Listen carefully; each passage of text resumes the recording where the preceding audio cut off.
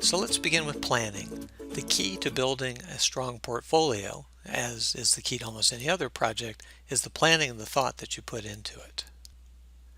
Before you sign into Google Sites, take out a piece of paper and pencil or open up your favorite word processor and just think about what is it that you want to do with your site and kind of plan out a storyboard of how it's going to go and list out what you want to include in it. The things you need to think about are your purpose. What are you trying to accomplish with your portfolio? In the case of the paralegal program, there are two purposes and they pretty much dovetail.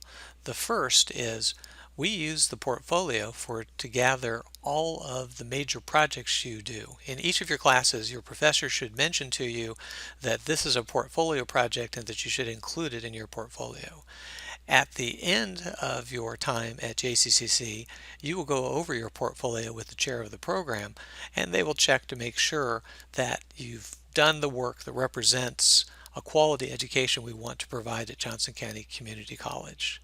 In addition, your portfolio is an excellent tool for obtaining employment. Your resume goes a long way of showing an employer what you know, and what you can do. But what's nice about a portfolio is they can actually see the work that you've done. And so instead of telling them that you've learned how to draft a pleading, you can show them the pleading that you've worked on.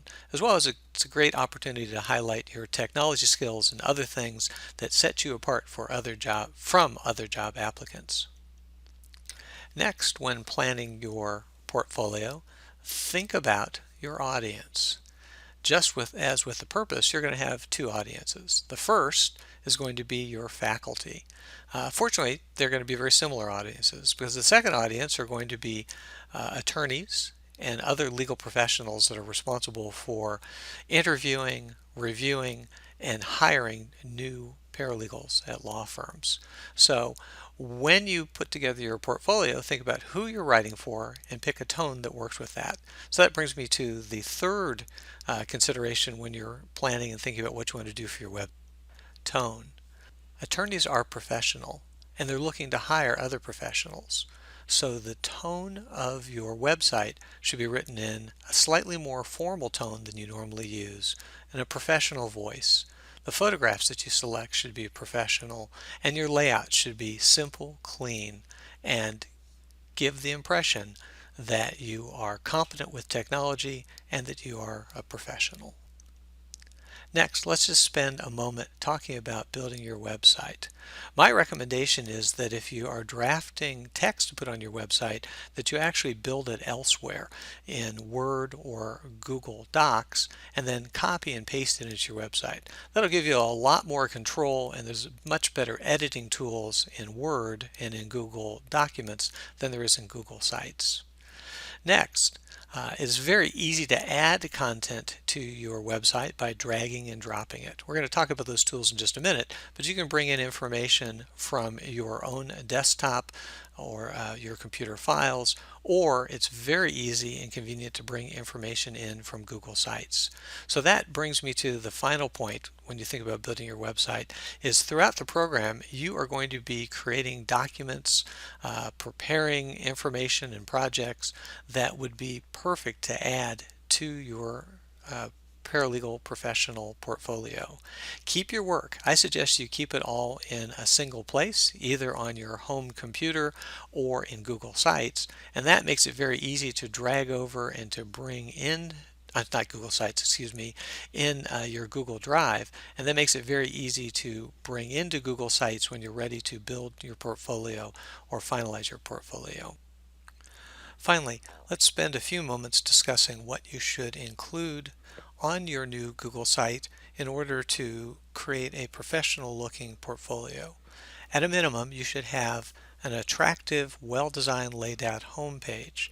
It should have a paragraph or two telling your story.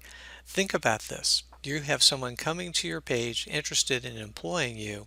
This is your chance in a paragraph or two to grab their attention and get them to look further into the portfolio and learn why you're the right person for the job.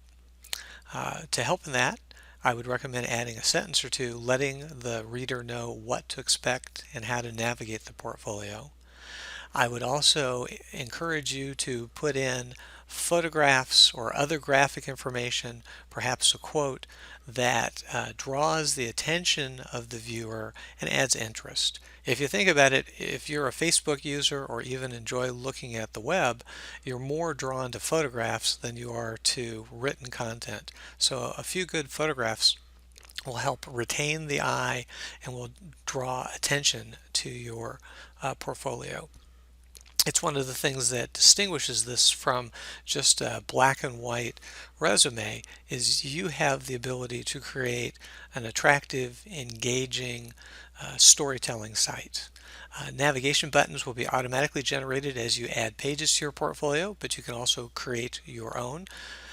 And finally, you should include and make it prominent on your portfolio contact information so a potential employer finds it easy to reach you. In addition to the home page, I recommend having at least 3 additional pages in your portfolio. The first would be your resume, which is easy to embed once you've uploaded it into Google Drive. Second, I recommend that you have a page that links out to or embeds all of your portfolio projects. These are the examples of work that will let a potential employer know not only that you've taken the classes, but you actually know what to do and that you can produce professional paralegal work. And finally, I recommend having a page that lists the courses that you have taken and the lessons learned. You can actually create this using Word, Excel, or one of the Google document formats and then simply embed it into a page of your site. For the next tutorial, we're going to go ahead and look at using the new Google Sites software.